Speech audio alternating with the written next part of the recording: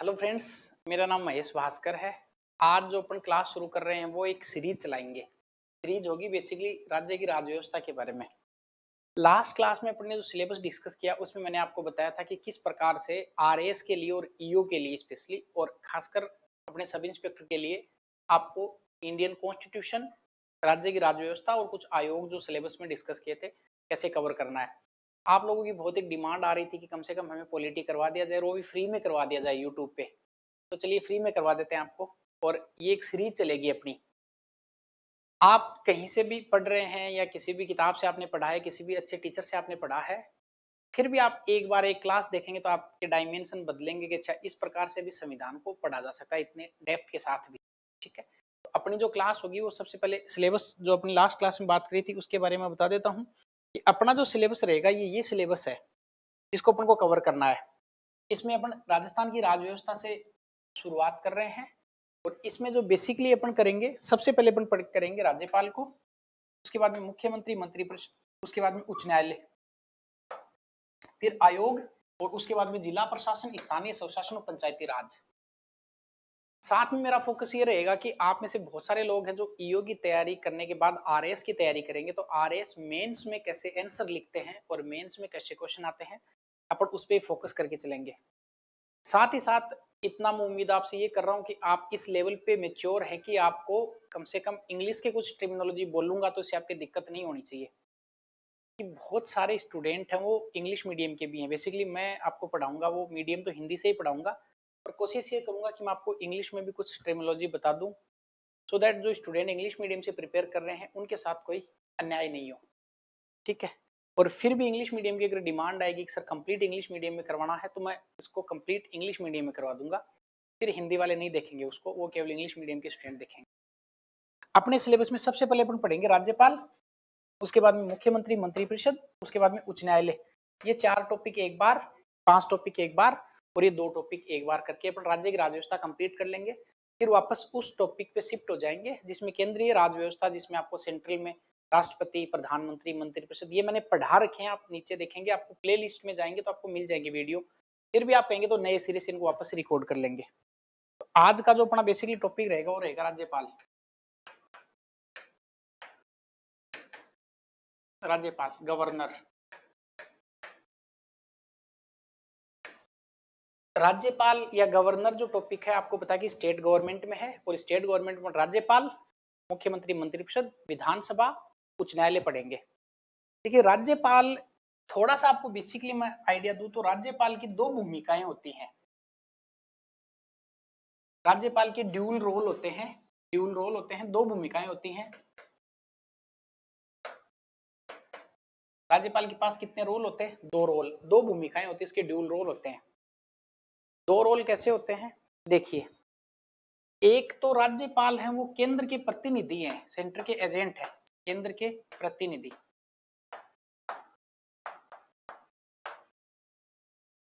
इसको आप ऐसे समझें, केंद्र के प्रतिनिधि का मतलब होता है कि एक राज्य में राज्य की राज व्यवस्था, राज्य को ठीक से चलाने के लिए, देसी भाषा में बता रहा हूं, केंद्र सरकार द्वारा एक अधिकारी भेजा जाता है जिसका नाम है, यू मान के चलिए एक बार की, उसका नाम है राज्यपाल।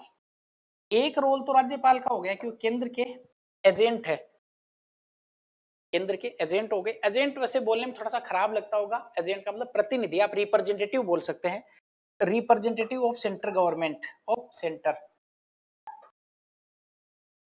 सेंटर के एक तो रिप्रेजेंटेटिव है, प्रतिनिधि है, और दूसरा है वो राज्य की कार्यपालिका के प्रमुख है, एग्जीक्यूटिव हेड है राज्य की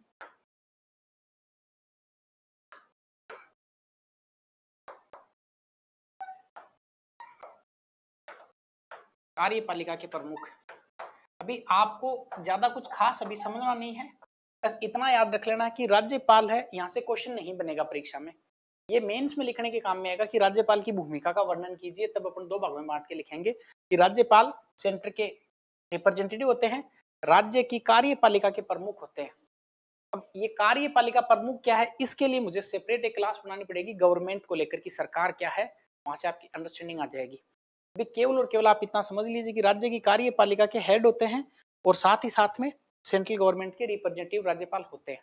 ठीक है, राज्यपाल का जो उल्लेख किया गया भारत के संविधान में वो पार्ट 6 में किया गया है, भाग 6 में किया गया है। और 153 जो आर्टिकल है, 153 आर्टिकल, देखिए मैं कुछ आपको आर्टिकल्स की बता देता हूं, याद करना 153 आर्टिकल। थोड़ा सा आप अगर ध्यान रखें तो 52 का जो आर्टिकल है वहां पे राष्ट्रपति पद का उल्लेख है, और उसमें आप 101 अगर जोड़ देते हैं तो वो 153 बनता है, 153 बनता है। 153 में राज्यपाल का उल्लेख है, ठीक है। एक ट्रिक का गेम भी खेलते हैं साहब, एक ट्रिक है कि जहां से सेंट्रल गवर्नमेंट और राज्य वाला आपके सारे सारे आर्टिकल याद हो जाते हैं, उस पर एक सेपरेट क्लास एक दिन ले लेंगे, ये ट्रिक से कैसे याद कर लेंगे इनको सारे को। अभी आप याद रखें कि राज्यपाल है, भाग 6 में उल्लेख किया गया है, और आर्टिकल 153 में उल्लेख किया गया है। बात समझ में आ गई। यहां से एज सच कोई परीक्षा में क्वेश्चन नहीं बनने की संभावना है, केवल एक भाग 6 और आर्टिकल 153। कई जगह लिखा होता है कि 153 से लेके 163 62 तक राज्यपाल हैं, देखिए वो गलत है।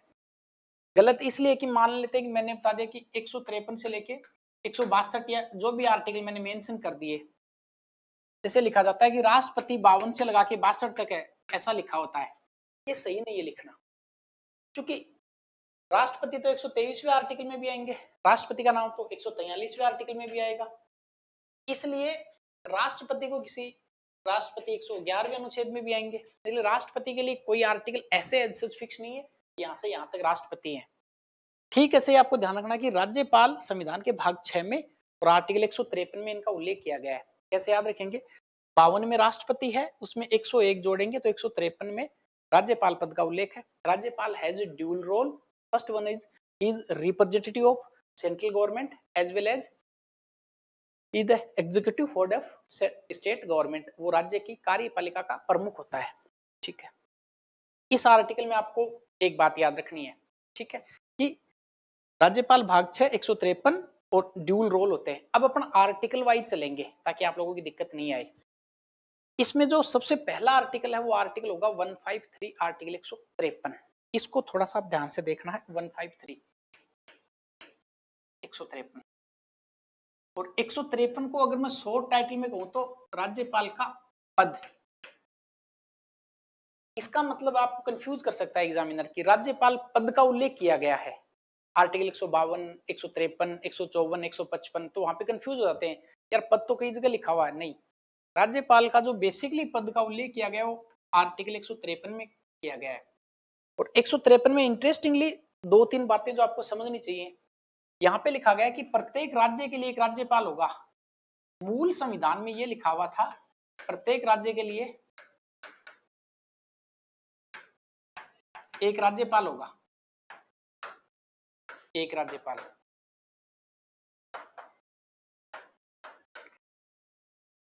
इसका मतलब क्या समझे आप, इसका मतलब आप ये समझेंगे कि एक राज्य होगा और उसमें एक राज्यपाल होगा।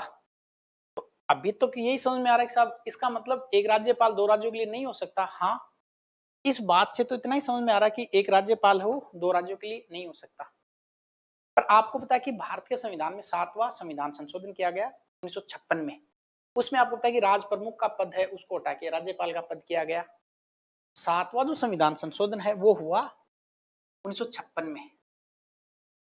देखिए 7वां संविधान संशोधन 1956, ये सभी स्टूडेंट को आ रही है लाइन।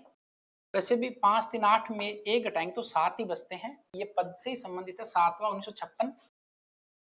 इसके आगे की बात मैं आपको बताने वाला हूं कि 7वें संविधान 1956 में क्या प्रावधान किया। इसमें यह लिख दिया कि एक राज्यपाल है, दो या दो से अधिक राज्यों का राज्यपाल होगा। देखिए ध्यान से सुनिए इस लाइन को, दो या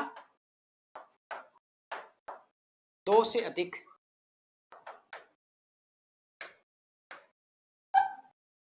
इस लाइन में पेज फंसेगा।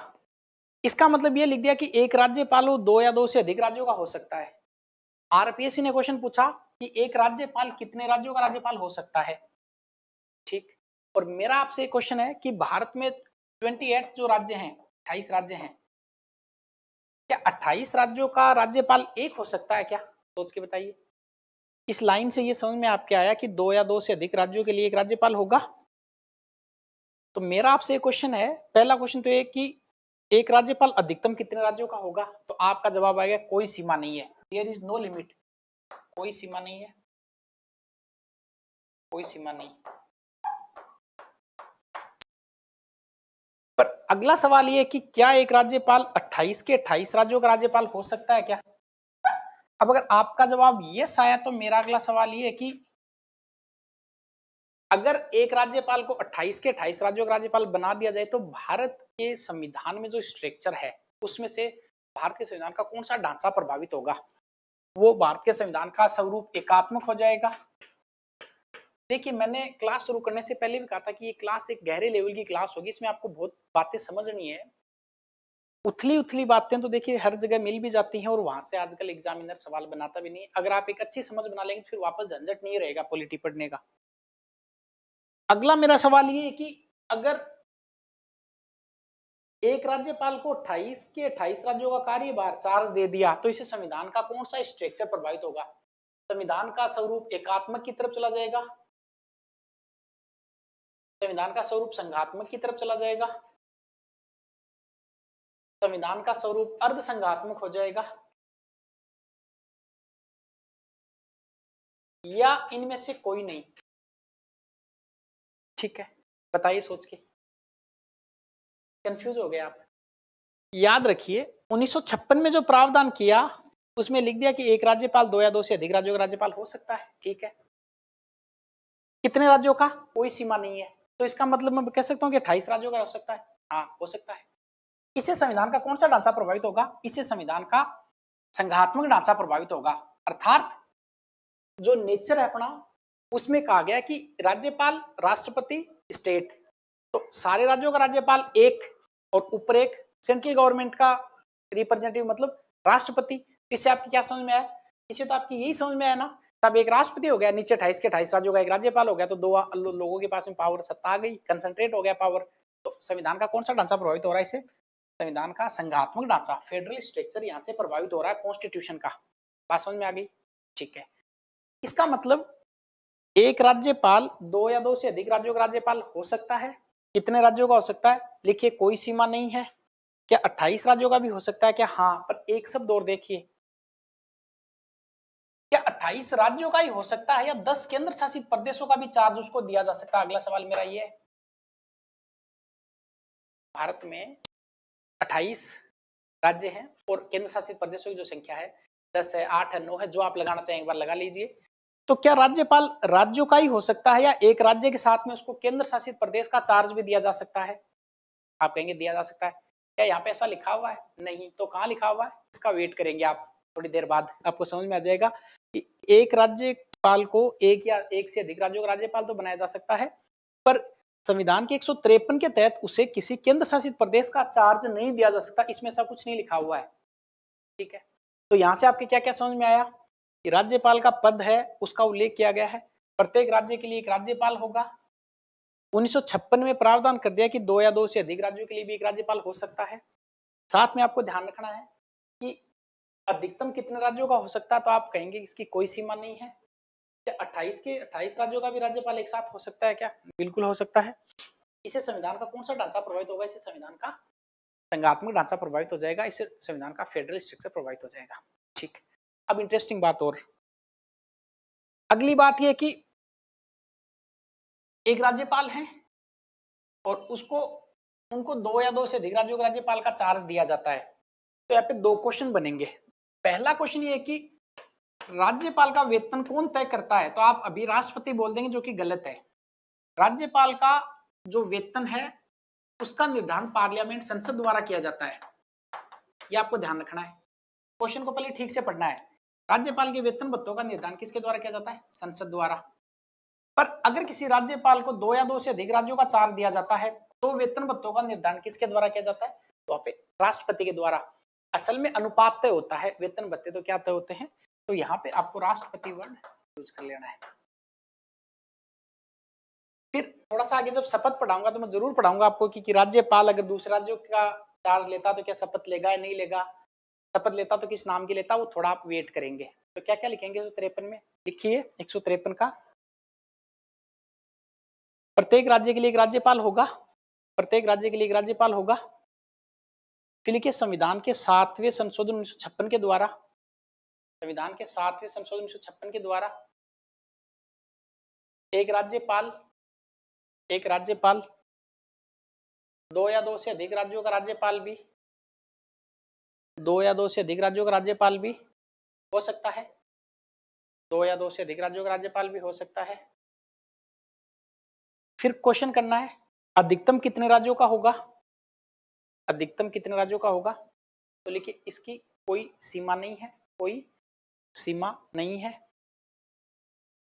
फिर अगला लिखना है, अगला लिखना है अगर सभी राज्यों का राज्यपाल एक ही राज्यपाल को बना दिया जाता है तो, अगर सभी राज्यों का राज्यपाल एक ही राज्यपाल को बना दिया जाता है तो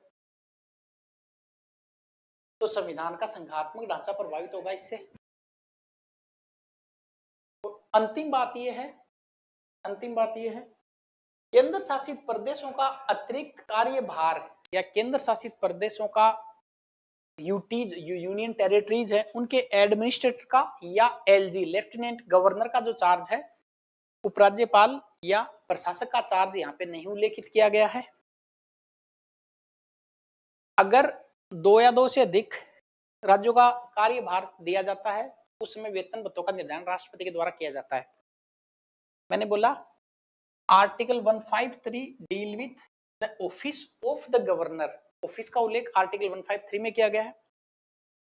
there shall be one governor for each every state. After 7th Constitution Amendment 1956, the governor can hold the post of governorship for more 2 or more than 2 states. How many maximum state? There is no limit described in Constitution.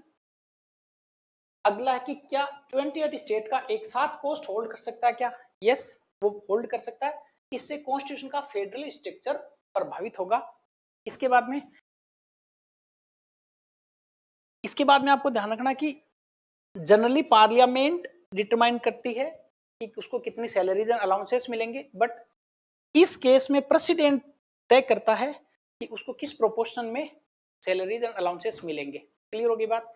ये बात है 153 की। अब बात करते हैं article 154 की। शायद 153 आपके ठीक से समझ में आया होगा। अब बात करते हैं आर्टिकल 154 की 154 की।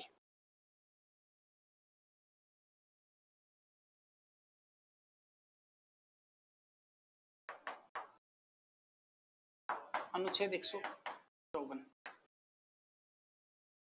इसमें कि राज्य की कार्यपालिका शक्ति आप इंग्लिश मीडियम में जो भी देख रहे हैं आप चिंता नहीं करें, इसको इंग्लिश में भी ट्रांसलेट करके मैं बता दूंगा, है ना। पहले हिंदी में समझ लेते हैं। राज्य की कार्यपालिका शक्ति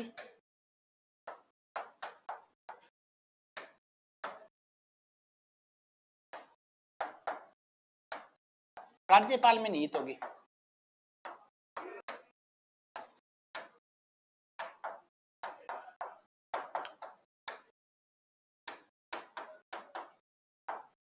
इसका मतलब है the executive power vested with governor. ये किस आर्टिकल में लिखा गया है? 153 में। The executive power of state invested with governor, governor के पास में वेस्टेड होगी पावर। देखिए बेसिकली 154 का जो आर्टिकल है वो बताता है कि राज्य की जो कार्यपालिका शक्ति है, राज्य की जो एग्जीक्यूटिव शक्ति है, अभी बहुत सारे स्टूडेंट की दिक्कत आएगी कि कार्यपालिका शक्ति क्या होती है। इसको मैं और क्लास में विस्तार से आपको बताऊंगा कि एग्जीक्यूटिव पावर क्या होता है, लेजिस्लेचर पावर क्या होता है, जुडिशियरी की पावर क्या होते हैं, फिनेंस की पावर क्या होते हैं। अभी आप इतना समझे कि राज्य की कार्यपालिका शक्ति किस में निहित होगी? राज्यपाल में निहित होगी। ठीक है, साथ में ये लिखा हुआ है जिसका प्रयोग या तो स्वयं करेगा या अपने अधीनस्थों के माध्यम से करेगा। बहुत ध्यान से सुनना, इसमें लिखा कि कार्यपालिका शक्ति वो राज्यपाल में होगी। राज्यपाल में क्या लिखा गया है? जिसका प्रयोग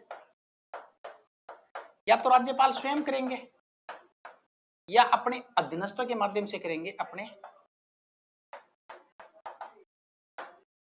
अधीनस्थों के माध्यम से। समझ में आ गया? तो क्या लिखेंगे? राज्य की कार्यपालिका शक्ति। अब यहाँ पे थोड़ा सा आपको ध्यान से देखना कि राज्य की जो कार्यपालिका शक्ति है वो किस में लिखी गई है?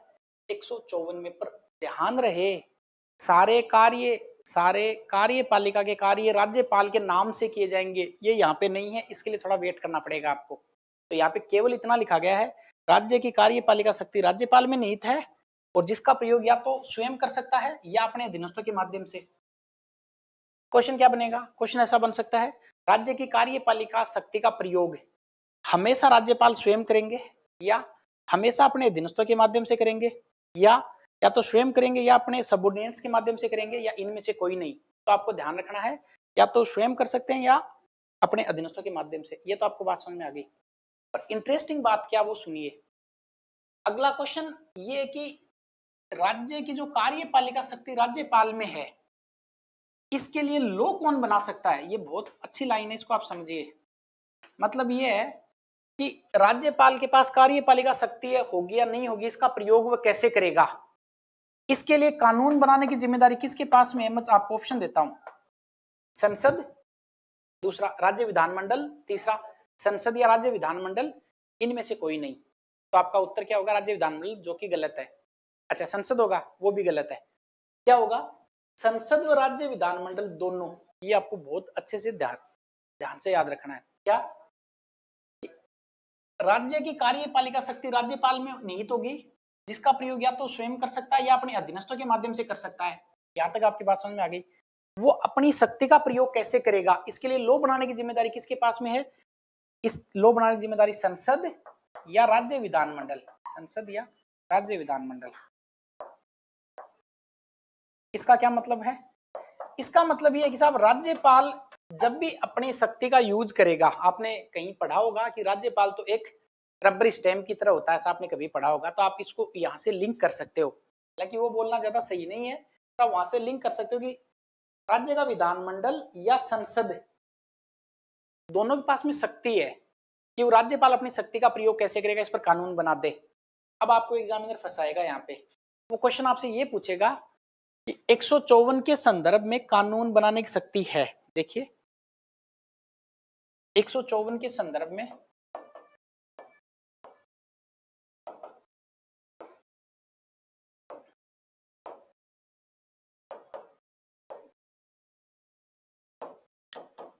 कानून बनाने की शक्ति है।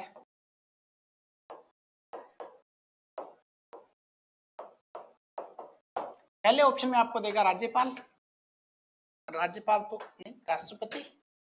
फर्स्ट ऑप्शन में आपको देंगे राष्ट्रपति, दूसरे में आपको देंगे संसद, तीसरे में विधानमंडल,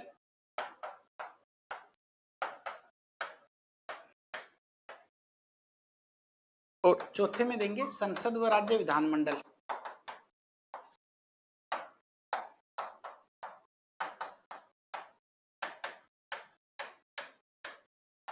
देखिए मैं आपसे एक ये बात कर रहा हूं कि जो अपन पढ़ रहे हैं वो कॉन्स्टिट्यूशन, जो मूल ओरिजिनल एक्ट है, उसमें जो बातें लिखी गई हैं उस आधार पर ले रहे हैं। इसके अलावा आपको कोई गाइड बुक या उसको मुझे लगता नहीं पढ़ने की जरूरत है। अगर ये नोट्स आपने ठीक से तैयार कर लिए, इसके बाद कुछ मेरे हिसाब से बचता नहीं है।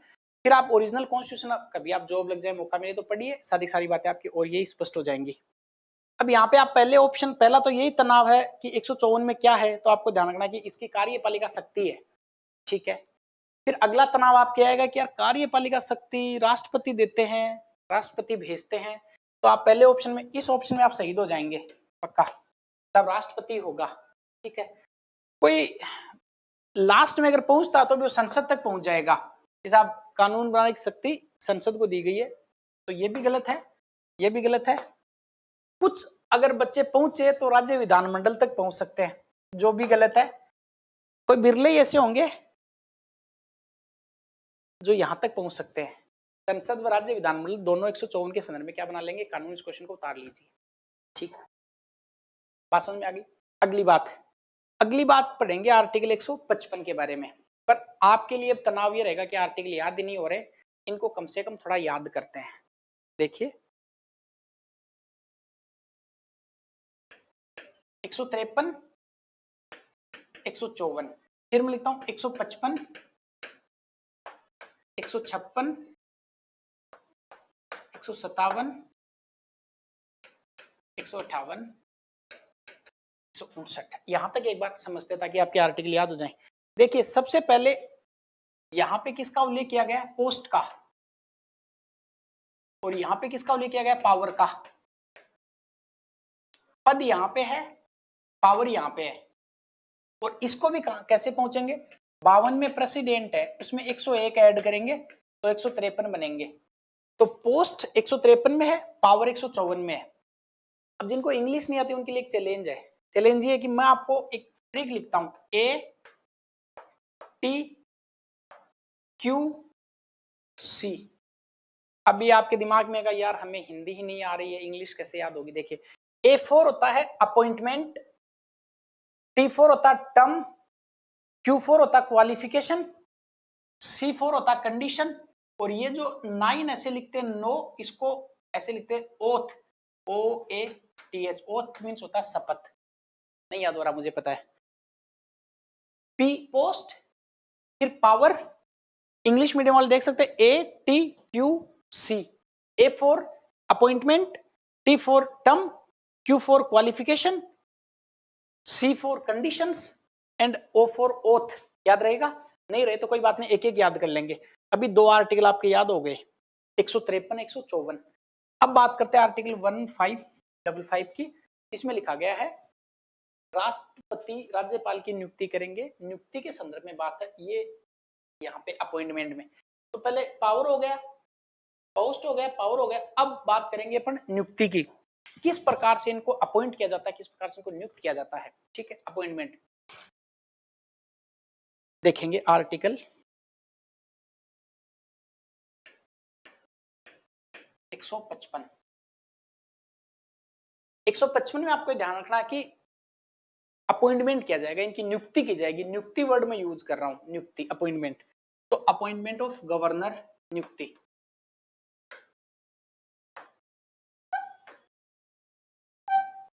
ठीक है, सबसे पहले तो ये है कि साहब अपॉइंटमेंट किसके द्वारा किया जाएगा।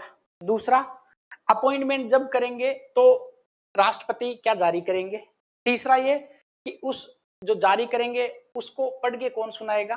अगली बात ये करेंगे कि क्या इस पर किसी कमीशन का भी गठन किया गया है क्या। तो सबसे पहले बात ये कि नियुक्ति जो है इसमें आपको ध्यान रखना है, राज्यपाल की नियुक्ति वो ये जरूर आपको ध्यान होगा कि किसके द्वारा की जाएगी, राष्ट्रपति के द्वारा। बात समझ में आ गई।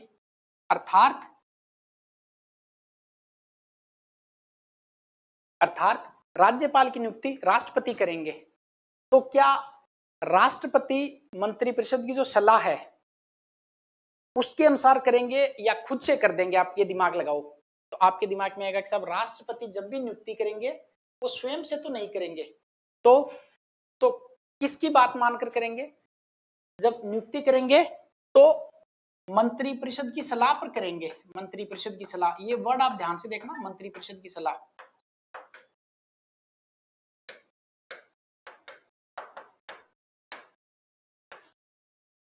अब अगला सवाल आपके दिमाग में आएगा कि जो मंत्रिपरिषद राष्ट्रपति को अगर किसी नाम की सलाह देता है तो राष्ट्रपति मानने के लिए बाध्य है क्या। ये वर्ड क्वेश्चन आपके एग्जाम में पूछ सकता है। यस, अगर मंत्रिपरिषद किसी नाम का सजेशन राष्ट्रपति को करता है कि साहब अक्स नाम का कोई व्यक्ति है, इसकी नियुक्ति आपको करनी है, तो राष्ट्रपति उस सलाह को, देखिए जो वर्ड तो सलाह लिखा हुआ है, सलाह, इसको मानने के लिए राष्ट्रपति बाध्य है। बाध्य। मूल संविधान में इतना लिखा हुआ था कि जब भी राष्ट्रपति नियुक्ति करेंगे वो मंत्रिपरिषद की सलाह को मानेंगे और सलाह मानने के लिए बाध्य है। इसका मतलब मंत्रिपरिषद जिस नाम का उल्लेख करेगा उसी को राष्ट्रपति नियुक्त करेंगे। पर इसके बाद में 44वां संविधान संशोधन हुआ, 44वां। इसकी डेट आपको थोड़ा सा ध्यान रखना है, 1978 लिखा पर 1979 1978 को लागू। ठीक है, आप ऐड कर लो ताकि आपके और ज्यादा कंफ्यूजन ना मुझे। ये भी जैसे आपने 42वां संशोधन 1976 पढ़ा है पर असल में 1977 में लागू हुआ, तो 77 आपको याद रखना है। तो 44वां जो संविधान संशोधन हुआ, 44वां संविधान संशोधन 1978 78, उसमें एक प्रावधान कर दिया कि साहब राष्ट्रपति को जब भी मंत्रिपरिषद सलाह देगी तब अक्स नाम का व्यक्ति है और इसको आपको नियुक्त करना है राज्यपाल। तो राष्ट्रपति एक बार ये कह सकता है कि इस नाम को आपको सोचिए आप। इसका मतलब 44वें संशोधन से क्या प्रावधान कर दिया, राष्ट्रपति सलाह को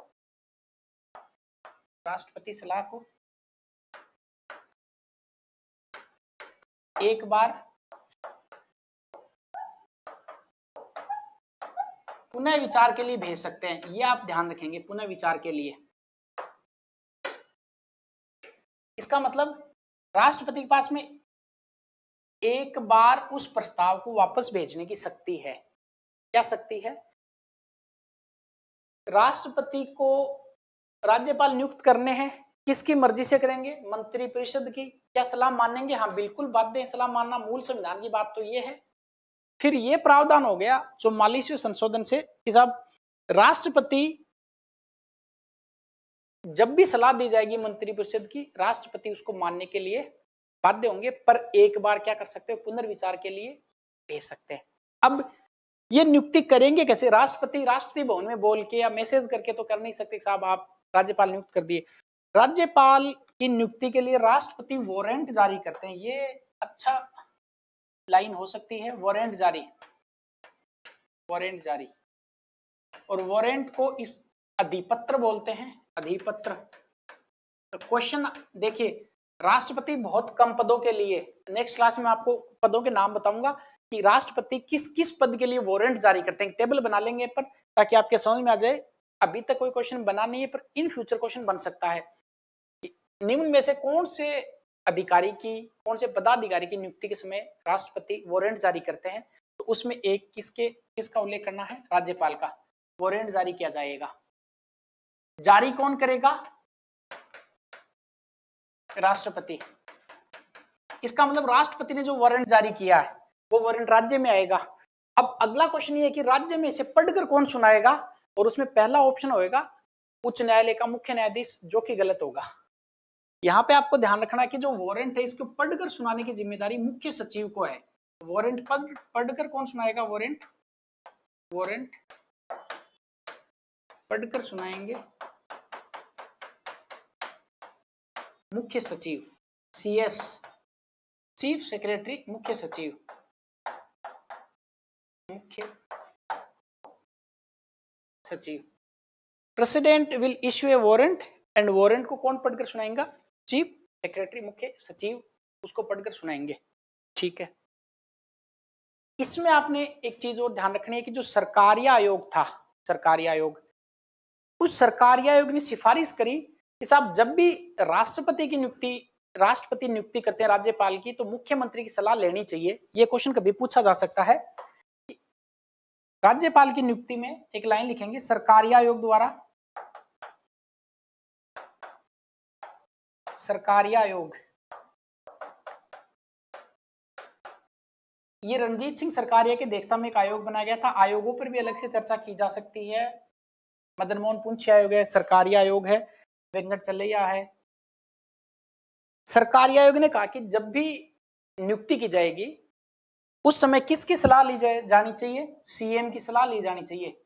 तो क्या इसको मान लिया गया? नहीं माना गया। तो क्या याद रखेंगे इसमें? आप इतना याद रखेंगे कि जब भी गवर्नर अपॉइंट होंगे उस समय किसका एक रिकमेंडेशन या किसकी एडवाइस ली जानी चाहिए? CM की।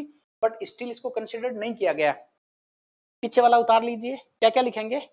नियुक्ति किसके द्वारा की जाएगी? राष्ट्रपति के द्वारा। किसकी सलाह पर की जाएगी?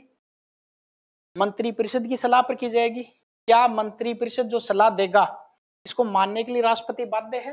मूल संविधान में इतना ही लिखा था कि मंत्रिपरिषद सलाह मानने के लिए बाध्य है राष्ट्रपति। पर 44वें संशोधन, उसमें मोरारजी देसाई की सरकार थी, उन्होंने एक प्रावधान डलवाया और उसमें यह लिख दिया कि जब भी प्रेसिडेंट के पास रिकमेंडेशन आता है वो एक बार रिकंसिडरेशन के लिए भेजता है, ओनली वन टाइम के लिए। और रिकंसिडरेशन के बाद में अगर कोई लेटर आता है उसको मानने के लिए वो बाध्य है, ऑब्लिगेटरी है। अगली बात आपको ध्यान रखनी है कि राष्ट्रपति एक वारंट इश्यू करते हैं और उस वारंट को रीड कौन करेगा? चीफ सेक्रेटरी रीड करेगा। एक रणजीत सिंह सरकारिया कमीशन को कॉन्स्टिट्यूट किया गया। इस रणजीत सिंह सरकारिया कमीशन ने एक रिकमेंडेशन दी, तब जब भी गवर्नर को अपॉइंट किया जाएगा उस समय चीफ मिनिस्टर से एडवाइस ली जानी चाहिए। यहां तक आपकी बात समझ में आ गई होगी। अब बात करते हैं आर्टिकल 156 156 की, और यहाँ पे लिखा हुआ है कार्यकाल के बारे में। तो अभी अपन बात करेंगे कार्यकाल। देखिए इसको ऐसे याद कर सकते हैं, एक तो चलिए रहेगा ही रहेगा। कार्यकाल कितना हो सकता है? देखिए राष्ट्रपति को ऐसे याद करते हैं अपन थोड़ा सा, ताकि वहां से जोड़ पाए। राष्ट्रपति का कार्यकाल कितना होता है? 5 वर्ष। और अतिरिक्त कितने रह सकते हैं? 6 माह। तो दोनों मिलकर कितने बनते हैं? 56 बनते हैं। और 56 में ही कार्यकाल लिखा हुआ है और इसके साथ 156 लगा देंगे तो यहाँ पे गवर्नर का कार्यकाल आ जाएगा। इसका कार्यकाल, राज्यपाल का कार्यकाल आ जाएगा। टर्म ऑफ द ऑफिस कितनी होती है राज्यपाल की, वो आर्टिकल 156 में मेंशन किया गया है। तो चलिए बात करें अब अपन आर्टिकल 156 टर्म की। 156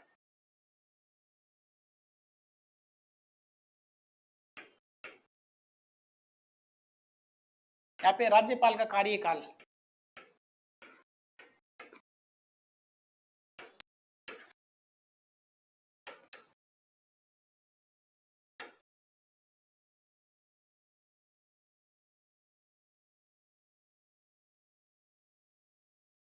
राज्यपाल का कार्यकाल जनरली है 5 वर्ष, पर देखिए यहाँ पे पेज पड़ेगा, राज्यपाल का कार्यकाल कितना है? 5 ईयर, 5 वर्ष।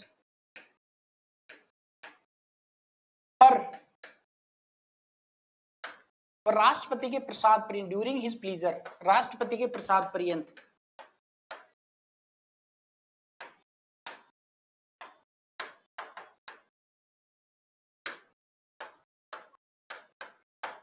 पद पे रहते हैं।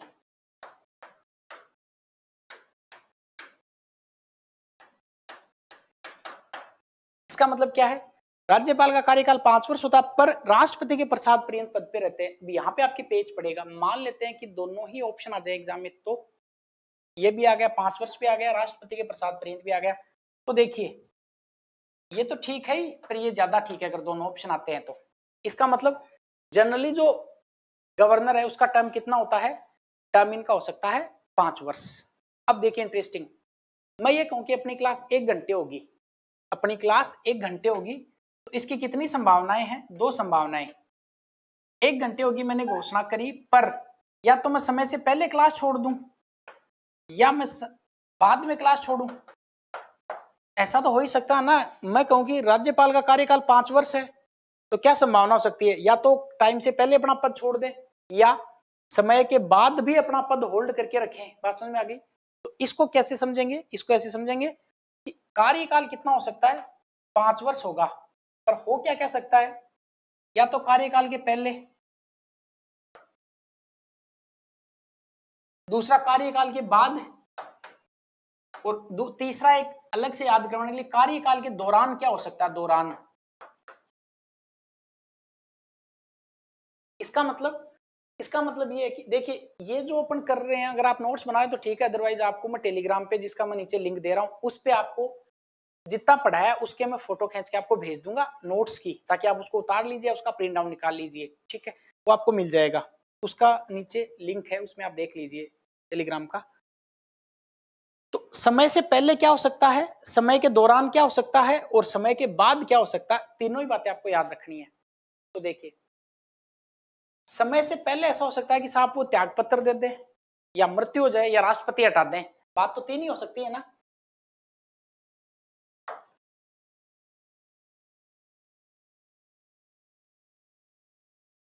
देखिए दिखाई दे रहा है। चलिए क्या क्या हो सकता है? राज्यपाल की कार्यकाल जनरली 5 वर्ष, राष्ट्रपति के प्रसाद पर्यंत पद पे रहते हैं, पर क्या क्या हो सकता है? देखिए इसमें होने के चांस क्या क्या वो बताते हैं अपन।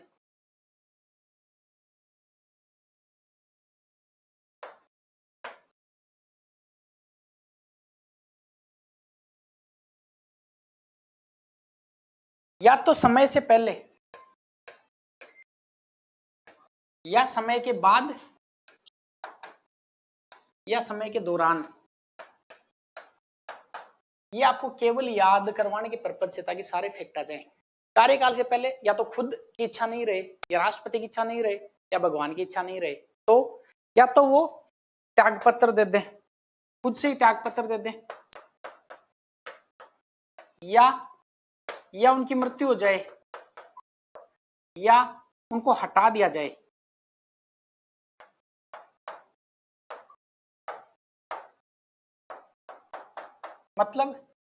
मतलब ये कि राज्यपाल का कार्यकाल सामान्यतः 5 वर्ष होता है, राष्ट्रपति के प्रसाद पर्यंत पद पे रहते हैं।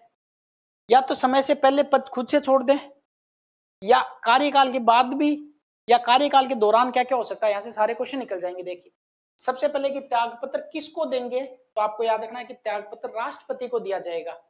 यहाँ पे मैं आरपी लिख रहा हूँ, मतलब he will resign to president, राष्ट्रपति को त्यागपत्र देंगे। या उनकी डेथ हो जाए, मृत्यु हो जाए, तो इसका तो कुछ लिखना ही नहीं, मृत्यु हो जाए तो हो जाए।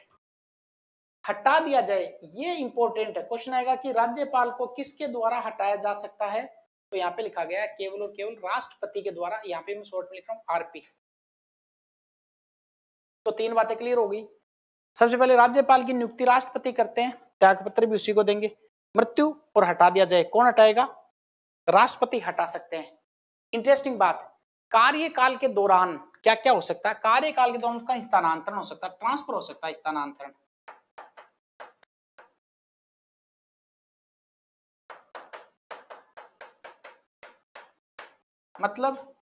मतलब ये है कि साहब क्या राष्ट्रपति, क्या माफी चाहते, क्या राज्यपाल का जब कार्यकाल चल रहा था उस टाइम उनका ट्रांसफर किया जा सकता है क्या? क्वेश्चन मेरा आपसे, जैसे राजस्थान में रहे 2 साल, तो क्या उनका ट्रांसफर हो सकता है क्या? यस, हो सकता है, पर उनका टोटल कार्यकाल 5 वर्ष ही होना चाहिए। जैसे 2 साल वो रह गए राजस्थान में, फिर उनका ट्रांसफर हो गया हरियाणा के लिए, तो हरियाणा में उनका फिर कार्यकाल बचा हुआ कितना होगा?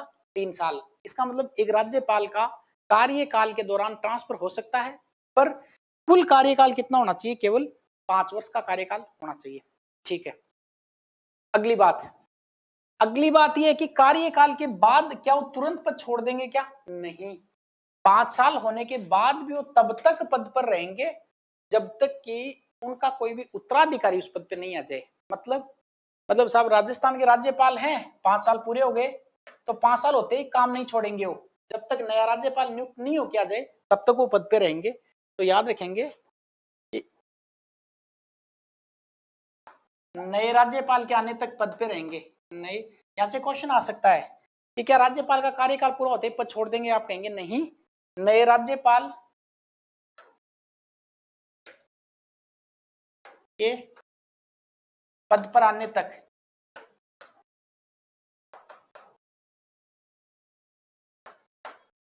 पद पे रहेंगे। पहली बात तो ये है।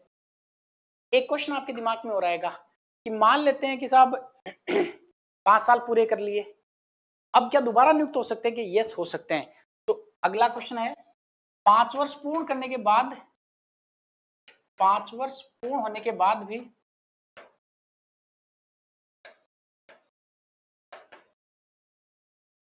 पुनः नियुक्ति। इसका मतलब अगर 5 वर्ष पूरे हो गए तो भी उनको वापस रीअपॉइंट किया जा सकता है। जैसे 5 साल राजस्थान पूरे हो गए, दोबारा 5 साल के लिए बनाया जा सकता है। कितनी बार? कोई सीमा नहीं है, कितनी बार बनाया जा सकता है, दोबारा उनको नियुक्त किया जा सकता है। एक अंतिम नोट लगा के लाइन लिखनी है। एक आयोग बना था, मदन मोहन पुंछी आयोग। उन्होंने कहा कि देखिए बहुत सारे राज्यपाल क्या होते हैं कि ऐसे ही हटा दिए जाते हैं, सरकारें बदलती हैं, राज्यपाल को हटा दिया जाता है।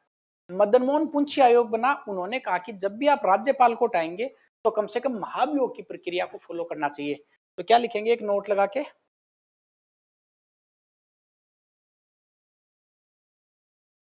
देखिए मदन मोहन पुंछी आयोग द्वारा 2007 में बनाया गया था। लिखिए मदन मोहन पुंछी आयोग। ये क्वेश्चन पूछ सकते हैं कि किस आयोग ने राज्यपाल को महाभियोग से हटाने की सिफारिश करी?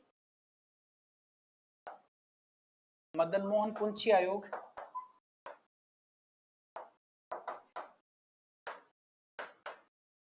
2007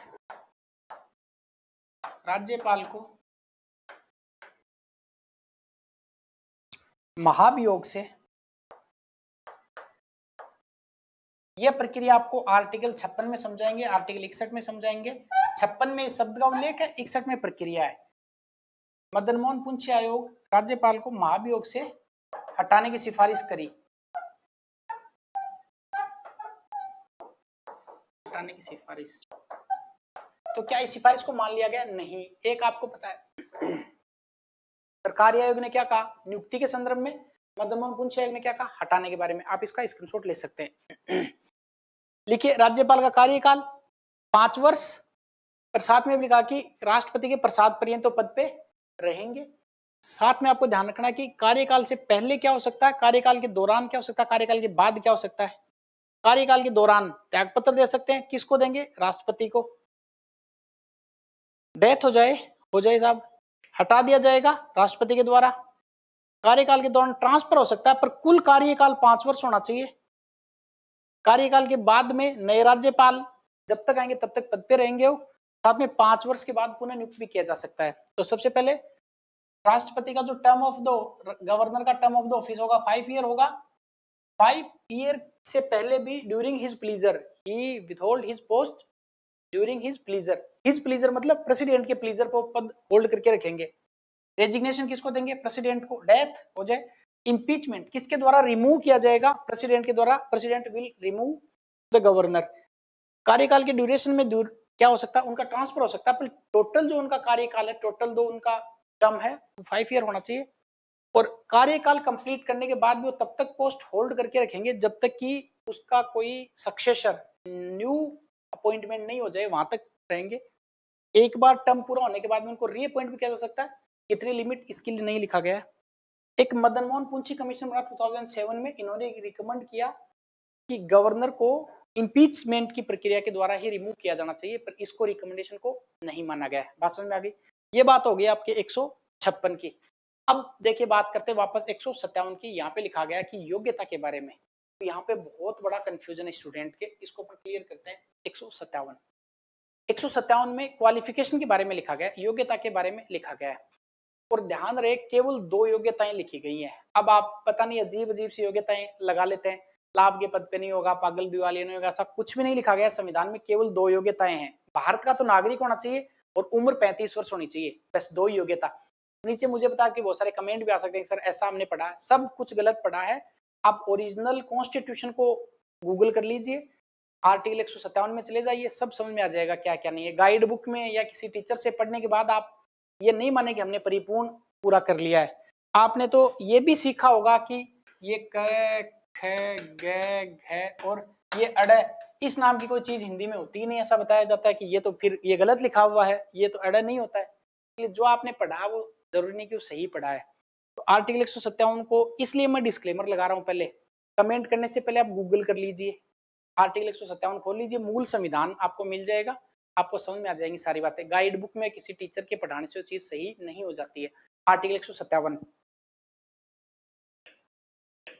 आर्टिकल 157 इसमें लिखा गया योग्यताएं। और इस बात पे मेरा स्पेशल फोकस ये है कि योग्यता पढ़ाने से पहले मैं जरूर कहता हूं कि केवल 2 योग्यता है। इस बात को बार बार मैं जोर दे रहा हूं कि केवल 2 योग्यता आपको पढ़नी है। पहली, भारत का नागरिक,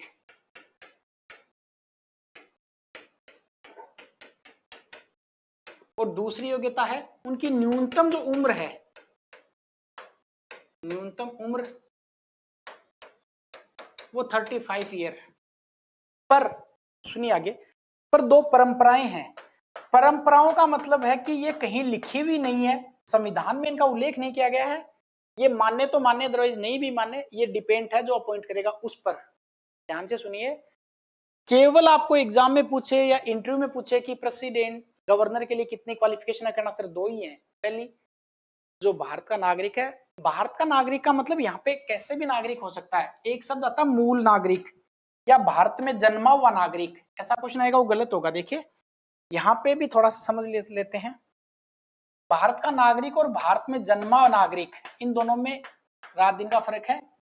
भारत में जन्मा नागरिक कोई जरूरी नहीं है, केवल भारत का नागरिक होना चाहिए, चाहे नागरिकता उसने कैसे प्राप्त की है। और दूसरा, उनकी न्यूनतम उम्र 35 वर्ष।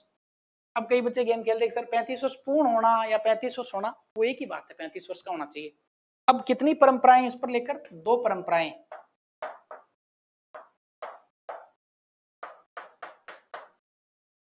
पहली जो परंपरा है वो ये कहती है, अब ये परंपरा है, आपको एग्जाम में ये ऑप्शन में ही नहीं मिलेंगी। पहली परंपरा तो ये कहती है कि साहब जब भी राज्यपाल की नियुक्ति की जाती है वो उस राज्य का निवासी नहीं होना चाहिए। अर्थात राजस्थान का कोई व्यक्ति है, उसको अगर राज्यपाल नियुक्त करते हैं तो उस राज्य का निवासी नहीं होना चाहिए। अब आप कहोगे सर बहुत सारे राज्यपाल निवासी रह चुके हैं, तो मैंने पहले ही कहा ये परंपरा है, माने माने नहीं माने नहीं माने, ये कोई इतना बड़ा इश्यू नहीं है। तो 2 परंपराएं। पहली परंपरा कौन सी है? पहली परंपरा तो साहब यही लिखी गई है कि वो राज्य का निवासी नहीं होना चाहिए। इसका मतलब ये है कि वो उस राज्य का निवासी नहीं होना चाहिए, मतलब जिस राज्य का राज्यपाल बनाया जाता है वो उस राज्य का निवासी नहीं होना चाहिए। और दूसरी बात जो है वो ये है कि जब भी राज्यपाल की नियुक्ति की जाएगी उस समय मुख्यमंत्री से सलाह ली जानी चाहिए। पर ये ली जाती है कि नहीं ली जाती है ये आपको पता है। तो पहली क्या है, उस राज्य का निवासी नहीं होना चाहिए,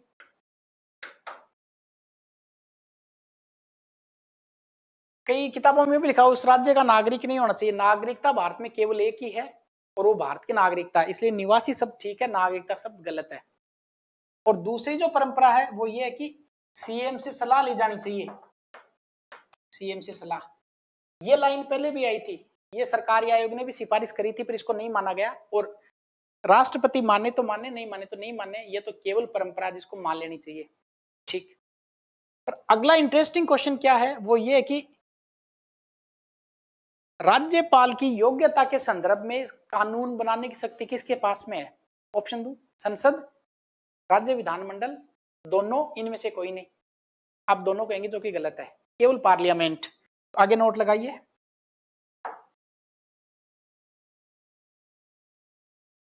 देखिए राज्यपाल की योग्यता के संदर्भ में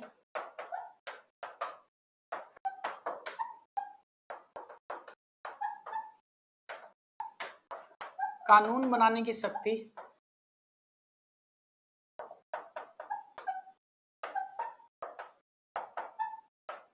संसद में है। इसका मतलब संसद चाहे तो इसमें बदलाव कर सकती है, केवल पार्लियामेंट कर सकती है। तो यहाँ पे है क्वालिफिकेशन, क्वालिफिकेशन केवल दो है, should be citizen of India, और सेकंड है कंप्लीटेड एज ऑफ 35 ईयर। इसमें दो ट्रेडिशन, दो कस्टम और जो कन्वेंशन है। कन्वेंशन पहला है कि वो रेजिडेंट नहीं होना चाहिए द सेम स्टेट का, और दूसरा है कि सीएम से भी एडवाइस ली जानी चाहिए जब अपॉइंट किया जाता है। इसके बाद में राज्यपाल के क्वालिफिकेशन के संदर्भ में जो लॉ है, इनको फॉर्मुलेशन की जो रिस्पॉन्सिबिलिटी है, parliament has power to make some law regarding the qualification of the governor. राज्यपाल की योग्यताओं के संदर्भ में कानून बनाने की जो शक्ति है वो किसके पास में है? पार्लियामेंट के पास में, संसद के पास में। यह आर्टिकल हो गया 157 जहाँ पे योग्यताएं लिखी गई है। इसका चाहे तो आप स्क्रीनशॉट ले सकते हैं, चाहे आप इसको लिख सकते हैं। 158 में है कि साहब राज्यपाल पद के लिए शर्तें क्या हैं, ये इंपॉर्टेंट है शर्तें। मैं वापस कह रहा हूं, इस आर्टिकल को पढ़ने के लिए आपको बहुत सारी भ्रांतियां हैं। इसको आप गूगल करेंगे, गूगल करके देखेंगे मूल संविधान की बात है, ओरिजिनल टेक्स्ट है, आपको केवल दो योग्यता। अब अगर किसी के दिमाग में एक सर वो राज्य विधानमंडल का सदस्य नहीं होना चाहिए, वो शर्त है, योग्यता नहीं है। आरपीएससी ने ऐसा गेम खेला भी है थोड़े दिनों पहले, और बहुत सारे इंस्टीट्यूट ने उसका उत्तर ही कुछ अलग बताया। भाई थोड़ा ध्यान से देखिए, योग्यता अलग होती है, शर्तें अलग होती हैं। शर्तों में लिखा हुआ है कि वो राज्य विधानमंडल का सदस्य नहीं होना चाहिए, वो किसी लाभ के पद पे नहीं होना चाहिए। ये सारी बातें किस में लिखी गई हैं? शर्तों में लिखी गई है, न कि योग्यताओं में। वापस रिपीट करता हूँ, योग्यता कितनी है? दो, दो नहीं केवल दो, क्योंकि दो में तो आप वापस कंफ्यूज होते हैं। और दो परंपराएं हैं, इनको मानने या नहीं मानने ये कोई चैलेंज नहीं हो सकती है। क्लियर? अब बात करते हैं आर्टिकल 158 की।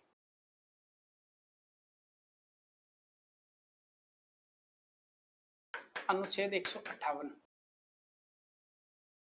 देखिए बेसिकली आर्टिकल 158 जो बताता है वो बताता है कि राज्यपाल पद के लिए शर्तें क्या क्या है। शर्तों में फिर आपका जो आपने याद कर रखा वो आ जाएगा, तो यहाँ पे लिखते हैं शर्तें।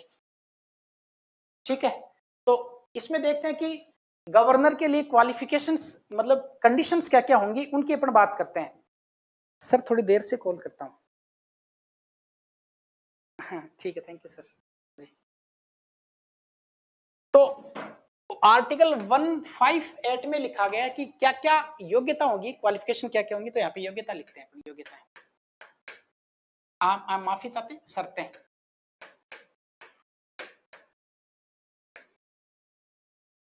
शर्तें देखिए यहाँ पे लिखा गया है कि कंडीशन शर्तें क्या क्या होंगी। तो यहाँ पे कि संसद या राज्य विधानमंडल का सदस्य नहीं होना चाहिए, आप वाली बात यहाँ पे आएगी। तो नंबर 1, संसद या राज्य विधानमंडल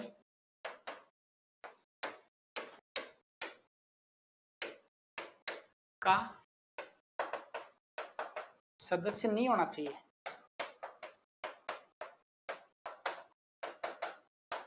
बात क्लियर हो गई, संसद या राज्य विधानमंडल का सदस्य नहीं होना चाहिए। दूसरी बात इंटरेस्टिंग, लाभ के पद पे नहीं होना चाहिए। लाभ का पद संविधान में परिभाषित नहीं है, पर आपको याद रखने की लाभ के पद पे नहीं होना चाहिए। तो दूसरी बात है वो लाभ के पद पे नहीं होना चाहिए।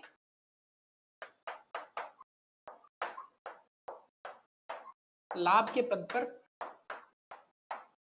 नहीं होना चाहिए।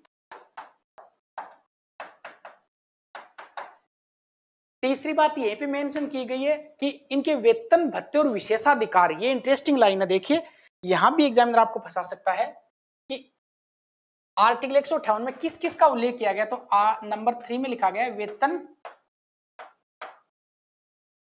भत्ते व विशेषाधिकार, ये ध्यान से देखिए, व विशेषाधिकार।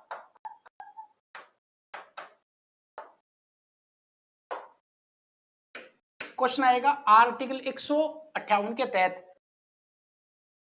राज्यपाल के वेतन व भत्ते संसद तय करेगी या वेतन भत्ते व विशेषाधिकार भी तय करेगी। विशेषाधिकार भी लिखा गया है कि वेतन भत्ते व विशेषाधिकार किसके द्वारा तय किए जाएंगे, संसद द्वारा तय किए जाएंगे। तो संसद यहां पे लिखना, संसद। वेतन भत्ते विशेषाधिकार कौन डिटरमाइन करेगी, पार्लियामेंट तय करेगी, संसद द्वारा तय किया जाएगा, पार्लियामेंट इसको तय करेगी, ये आपको ध्यान रखना है।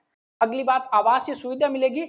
और एक चीज आपने और इंटरेस्टिंगली नोट की होगी कि राज्यपाल पर कोई दीवानी या फौजदारी मामले से छूट है।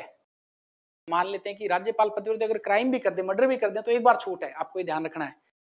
तो अगला चौथा जो पॉइंट है वो है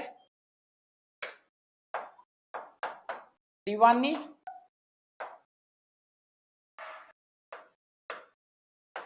व फौजदारी। देखिए दीवानी का मतलब होता है सिविल मैटर और फौजदारी का मतलब होता है क्रिमिनल मैटर। अगर कोई चेक अनादरण का मामला है, कोई प्रॉपर्टी का मामला है, तो दीवानी में आएगा, ठीक है, सिविल मैटर में। फौजदारी में क्रिमिनल, जहां पे मर्डर हो, इस प्रकार की हत्या हो, ये सारे फौजदारी मामले होते हैं। बाकी तो आपको पता है कि इनकी डेफिनेशन बहुत वाइड है, पर अभी अब केवल समझने के लिए समझ रहे हैं। तो दीवानी और फौजदारी मामलों से छूट, मामलों से छूट। पहली बात तो ये कि दीवानी और फौजदारी मामलों से छूट है, पर अगर कोई सिविल मामला है तो 2 महीने पहले का नोटिस दिया जाएगा और उसके बाद में वो मामले की सुनवाई की जा सकती है। तो क्या ध्यान रखना है, थोड़ा सा मुझे पता है हेक्टिक हो रहा है, पर देखिए उथला बात तो पढ़ाने में फिर क्या मतलब है, पढ़े तो गहराई से पढ़ेगी, इसके बाद आपको और कुछ पढ़ने की जरूरत नहीं पड़े। तो देखिए दीवानी और फौजदारी दोनों मामलों से क्या है, छूट है, पर जो सिविल मामले, दीवानी मामले में 2 माह पहले नोटिस देकर कार्यवाही की जा सकती है। कार्यवाही, इसका मतलब होता है कि मान लेते हैं राज्यपाल पद पे हैं और उन्होंने कोई चेक अनादरण किया, किसी को चेक दिया और वो चेक मान लेते हैं कि बाउंस हो गया, तो सिविल का मामला बन गया उनपे, तो 2 महीने पहले नोटिस देंगे राज्यपाल को, पूरी सूचना देंगे, साहब ये मामला है, ये मामला हमारे पास आया है, हम आपके कार्यवाही करना चाहते हैं, इस प्रकार की कार्यवाही हम चलाएंगे। तो क्या ऐसी चला सकते हैं क्या? यस, 2 महीने पहले नोटिस देकर। पर राज्यपाल पद में अगर किसी को शूट कर दें, मर्डर कर दें, तो भी मामले की कार्यवाही नहीं चलाई जाएगी, क्योंकि फौजदारी मामलों से पूर्णतः छूट दी गई है। ये यूपीएससी आईएएस में एक बार ऐसा कुछ क्वेश्चन था, इसको लेकर, दीवानी फौजदारी मामलों में छूट को लेकर। तो यहाँ पे आपको क्या ध्यान रखना है कि दीवानी और फौजदारी मामलों में पूर्णतः छूट है, पर दीवानी मामलों में जो सुनवाई है वो 2 महीने का नोटिस देकर की जा सकती है। तो वापस बोलता हूं मैं, संसद या राज्य विधानमंडल का सदस्य नहीं होना चाहिए। अब क्वेश्चन क्या देगा, निम्न में से कौन सी राज्यपाल पद की शर्तें हैं, और वहां पे देखा उसकी उम्र 35 वर्ष होनी चाहिए। ये गलत है, शर्त नहीं है वो योग्यता है। भारत का नागरिक होना चाहिए, ये दोनों योग्यताएं हैं, न कि शर्तें हैं। तो संसद या राज्य विधानमंडल का सदस्य नहीं होना चाहिए, लाभ के पद पे नहीं होना चाहिए, वेतन भत्ते विशेषाधिकार संसद तय करेगी, दीवानी और फौजदारी मामलों में छूट है, पर अगर कोई दीवानी मामला है तो 2 महीने का पहले का नोटिस देकर उस पर कार्यवाही की जा सकती है। अब अंतिम बात, मतलब अंतिम जो आर्टिकल है वो आर्टिकल 159, उसके बाद में 160 का छोटा आर्टिकल है। 159 का आर्टिकल और देख लेते हैं, इसको आप लिख लीजिए। क्या क्या कंडीशंस हैं, वो ना तो पार्लियामेंट का ना स्टेट लेजिस्लेचर का मेंबर होना चाहिए, ऑफिस ऑफ प्रॉफिट ये संविधान में परिभाषित नहीं है, संविधान में परिभाषित नहीं है। क्वेश्चन आ सकता है ये आपको, संविधान में परिभाषित नहीं है, इसका मतलब संसदीय राज्य विधानमंडल का मेंबर नहीं होना चाहिए, ऑफिस ऑफ प्रॉफिट नहीं होना चाहिए। Office of profit does not describe in Indian constitution. वेतन भत्ते व विशेषाधिकार, salary allowances and privileges are determined in the parliament and civil and criminal both the matters में उसको छूट रिलैक्सेशन दिया गया, बट सिविल मैटर में प्रोसीडिंग्स की जा सकती है 2 माह प्रायर उसको नोटिस देकर। क्लियर, ये हो गई बात 158 की। अब बात करते हैं 159 की, इसको आपको और देखना, ये भी इंटरेस्टिंग आर्टिकल है 159।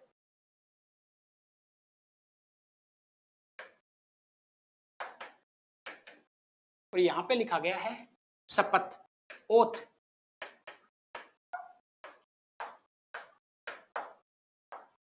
देखिए इसको ऐसे याद करेंगे, 158 159 में कैसे है, तो ये नो ऐसे लिखा जाता, नो, नो को फिर ऐसे ही तो लिखते हो 59, तो इसको तो काट दो और OATH, या तो ऐसे या शपथ लिखते हैं, ऐसे लिखते हैं, इसको थोड़ा और मोड़ दो तो ये शपथ बन जाएगा। तो 159 में किसका उल्लेख किया गया, ये मिलान करवाने वाला क्वेश्चन देगा। 159 में शपथ का उल्लेख किया गया है। क्लियर हो गया। चलिए अब सबसे पहले कौन दिलाएगा, किस बात की दिलाएगा, प्रारूप कहां और अन्य तथ्य क्या क्या है। तो सबसे पहले है शपथ, और शपथ में अपन को देखना है सबसे पहले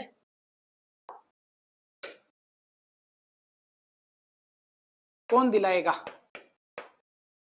शपथ किसके द्वारा दिलाई जाएगी, किस बात की शपथ होगी,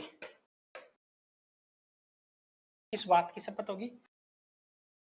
देखिए बात का मतलब होता है कि प्रेसिडेंट जो है, राष्ट्रपति और राज्यपाल, इनकी शपथ का लगभग एक सेम फॉर्मेट है, जो कि प्रारूप से अपन देखेंगे प्रारूप कहां पे लिखा हुआ है और अन्य फैक्ट क्या क्या है, अदर फैक्ट क्या क्या है, अन्य फैक्ट, अन्य तथ्य क्या क्या है। वापस में रिपीट करता हूं, कौन दिलाएगा, किस बात की दिलाएगा, प्रारूप क्या है और अन्य फैक्ट क्या क्या है। तो देखिए सबसे पहले कौन दिलाएगा, उच्च न्यायालय का मुख्य न्यायाधीश, अगर न्यायाधीश नहीं है तो फिर वरिष्ठ न्यायाधीश दिला देगा। एक आपको ट्रिक बताता हूं मैं, ये पे स्टॉप करके देखिए, ये ट्रिक ही है सही में, इसका लॉजिक नहीं है। उपराष्ट्रपति होते हैं, राष्ट्रपति एक राज्य में अपने 2 आदमी भेजते हैं, ध्यान से सुनिए, एक भेजेंगे राज्यपाल को, ऐसे ही है ट्रिक याद करने के लिए, एक भेजेंगे उच्च न्यायालय के न्यायाधीश को, उच्च न्यायालय के सीजीआई को, सीजीआई ने उच्च न्यायालय के मुख्य न्यायाधीश को। तो राष्ट्रपति एक राज्य में कितने आदमी भेजते हैं, 2 अपने, पहला भेजेंगे राज्यपाल को, दूसरा भेजेंगे हाई कोर्ट के मुख्य न्यायाधीश को। तो क्वेश्चन क्या आएगा, राज्यपाल की नियुक्ति राष्ट्रपति, उच्च न्यायालय के मुख्य न्यायाधीश नियुक्ति राष्ट्रपति। फिर ये कहेगा यार मैं एक बूढ़ा आदमी हूं, मेरे से गया नहीं जाएगा राज्य में, आप एक दूसरे को शपथ दिला लेना। तो उच्च न्यायालय के न्यायाधीश को शपथ कौन दिलाएगा, राज्यपाल, और राज्यपाल को शपथ कौन दिलाएंगे, उच्च न्यायालय के मुख्य न्यायाधीश। साथ में एक बात और बोल देते हैं, काम नहीं करना हो तो मेरे पास आके त्यागपत्र दे देना। तो दोनों ही आपस में त्यागपत्र किसको देते हैं, वापस जाके राष्ट्रपति को देते हैं। क्लियर हो गया। चलिए तो कौन दिलाएगा, तो आपको क्लियर हो गया, उच्च न्यायालय के मुख्य न्यायाधीश।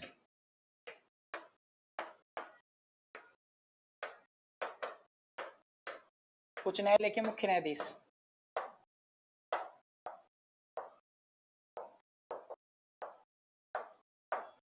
ये इंटरेस्टिंग है, किस बात की शपथ दिलाएंगे, तो संविधान की रक्षा व लोक कल्याण, ये आपको वर्ड याद रखना है, संविधान की रक्षा और लोक कल्याण।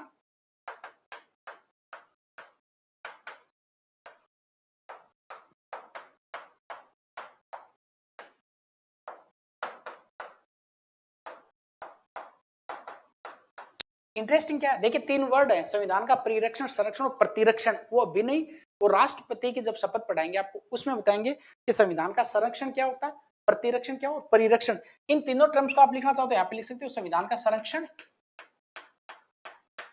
प्रतिरक्षण और परिरक्षण।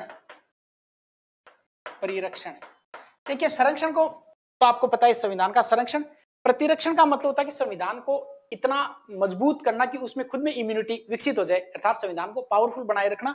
और प्रतिरक्षण का मतलब यह है कि संविधान का प्रिजर्व करके रखना, जैसा है वैसा उसको मेंटेन करके रखना। इनको और आगे चर्चा करेंगे जब अपन पढ़ेंगे राष्ट्रपति।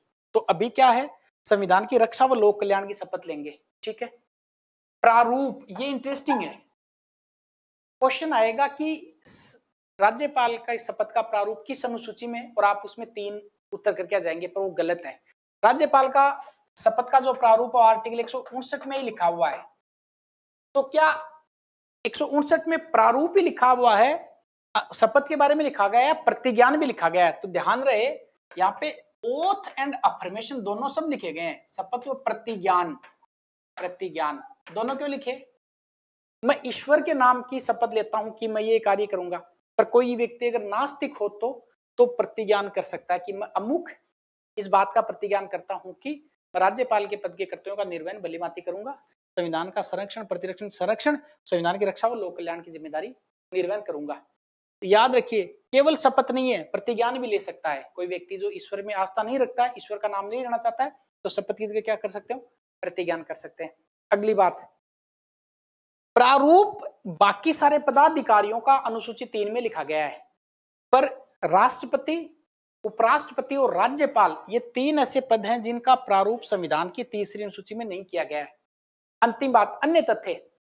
अन्य तथ्य इंटरेस्टिंग है। क्या है? जैसे मान लेते हैं कि एक राज्यपाल और राजस्थान के राज्यपाल हैं और उनको साहब हरियाणा के राज्यपाल का अतिरिक्त कार्यभार दिया जाता है, तो क्या शपथ लेंगे या नहीं लेंगे? ऑलरेडी राज्यपाल हैं किसी राज्य के, फिर किसी दूसरे राज्य के राज्यपाल का कार्यभार उसको दिया जाता है, क्या शपथ लेंगे? आप कहेंगे नहीं लेंगे। वो क्यों? अरे वो तो शपथ उन्होंने लोक कल्याण की जो लिए तो अपनी जनता का कल्याण करेंगे, फिर दूसरे राज्य का कल्याण तो नहीं करेंगे। इसलिए याद रखना है, अगर कोई राज्यपाल ऑलरेडी राज्यपाल है तो दोबारा भी शपथ लेंगे। अगली बात, अगर राज्यपाल अनुपस्थित हैं तो उच्च न्यायालय का मुख्य न्यायाधीश राज्यपाल के पद के कार्य कर सकते हैं, क्या वो शपथ लेंगे? यस लेंगे। राज्यपाल विदेश गए हुए हैं, अपने पद पे ही हैं और किसी अन्य व्यक्ति को, चाहे मुख्य सचिव हो, कोई भी राज्यपाल पद के केवल कार्य करने हैं 10 दिन के लिए, क्या वो शपथ लेंगे? लेंगे।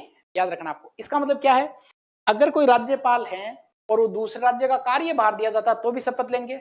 अगर राज्यपाल पद पे नहीं है और मुख्य न्यायाधीश को या किसी अन्य अधिकारी को राज्यपाल के कार्य करने हैं तो भी शपथ लेंगे। राज्यपाल अनुपस्थित है अस्थायी रूप से तो भी कोई व्यक्ति वो शपथ पद के लेगा। बात समझ आ गई? तो क्या लिखेंगे? सबसे पहले लिखेंगे oath and affirmation. Oath and affirmation, इसमें आप क्या क्या लिखेंगे? सबसे पहले लिखेंगे कि ओथ किसके द्वारा दिलाई जाएगी?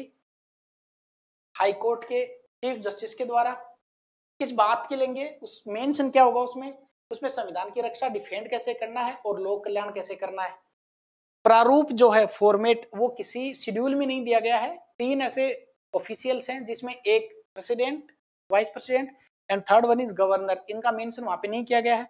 और अन्य फैक्ट क्या है, अगर एडिशनल चार्ज लिया जाएगा तो भी ओथ ली जाती है, अगर अब्सेंट है और कोई उनके ड्यूटी परफॉर्म कर रहा है तो भी शपथ ली जाएगी। और साथ ही साथ आपको याद रखना कि ओथ के साथ में अफर्मेशन भी ली जा सकती है। ये बात आपके समझ में आ गई होगी। ठीक है, चाहे तो इनका स्क्रीनशॉट ले सकते हैं, चाहे इनको आप लिख सकते हैं, आपको जैसा कन्वीनियंट लगे वैसा कर सकते हैं। एक अंतिम आर्टिकल 160 का जिसको अपन पढ़ लेते हैं, बहुत छोटा सा आर्टिकल है। इसमें लिखा गया है कि साहब राष्ट्र अगर कोई अन्य आकस्मिकता आ गई, जैसे सारी बात मेंशन की गई है यहाँ पे अपने कॉन्स्टिट्यूशन में, कोई मान लेते हैं कि राज्यपाल का किडनैप हो जाए, एग्जाम्पल दे रहा हूं, इसका तो अपने सोचा ही नहीं, संविधान में लिखा ही नहीं, तो अन्य कोई भी आकस्मिकता आ जाए उस संबंध में कानून और नियम कौन बनाएंगे? संसद नहीं है, राष्ट्रपति है। ये इंटरेस्टिंग है। तो लिखिए अन्य आकस्मिकताओं, अन्य कैजुअलिटीज, कोई भी कैजुअलिटी हो सकती है, अन्य कैजुअलिटीज। अन्य आकस्मिकता का मतलब आप समझ गए क्या? अन्य आकस्मिकता का मतलब ये होता है कि ऐसी कोई भी बात जो संविधान में मेंशन नहीं है, तो अन्य आकस्मिकताओं के संदर्भ में, अन्य आकस्मिकताओं के संदर्भ में कानून, अब कानून का नाम लेते संसद नहीं करना है, कौन बनाएंगे कानून? राष्ट्रपति। तो लिखिए राष्ट्रपति बनाएंगे।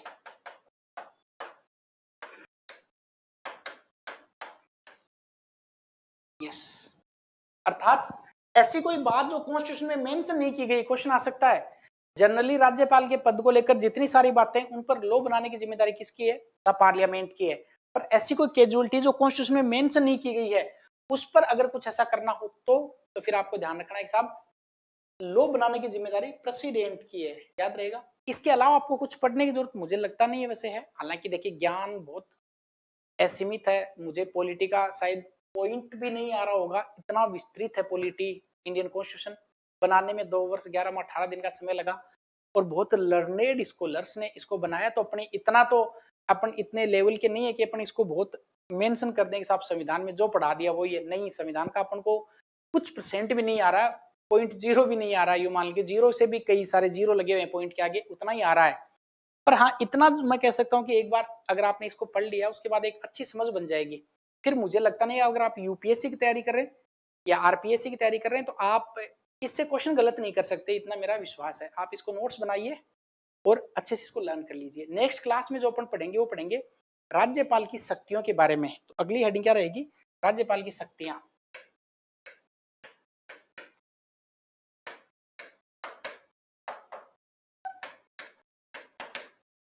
राज्यपाल की शक्तियां, इस पर अपन नेक्स्ट वाली क्लास में चर्चा करेंगे। आई होप आपके समझ में आया होगा। आप अगर अप्रिशिएट करेंगे तो ऑब्वियस सी बात है कि आपको सारा क्लास में करवा दूंगा, सारी की सारी, और बहुत लेवल से करवा दूंगा, जिसके लिए बहुत हाई आपको फीस पे करनी पड़ती है। वो आपको नॉर्मल फीस में और नॉर्मल मतलब ये आपको फ्री ऑफ कॉस्ट करवा दिया जाएगा। इसके लिए आपको ज़्यादा कुछ करने की जरूरत है नहीं। तो अभी जो क्लास होगी अपनी वो नेक्स्ट होगी, उसमें अपन राज्यपाल के पावर्स के बारे में पढ़ेंगे। तो चलिए मिलते हैं नेक्स्ट क्लास में। बाय।